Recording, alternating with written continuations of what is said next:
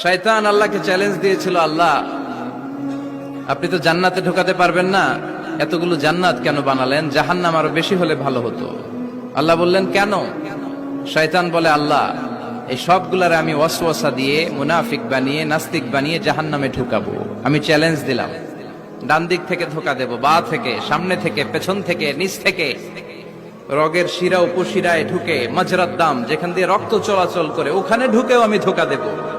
তো আপনি জান্নাতে ঢুকাবেন কেমনে? আল্লাহ বললেন, তুমি আমারও চ্যালেঞ্জ দাও, এত বড় সাহস? আমি তো সব রাজার বড় রাজা, মহারাজা। চিৎকার করে বলেন ঠিক কিনা? মহারাজার সাথে চ্যালেঞ্জ দেয়া যায় না। তুমি আমাকে চ্যালেঞ্জ দাও, ওকে ডান, আই টেক ইউর চ্যালেঞ্জ। আমিও তোমার চ্যালেঞ্জ নিলাম। তুমি আজীবন ধোকা দিবা, আজীবন তুমি গোমরা করবা, বেনামাজি বানাবা, জালিম বানাবা।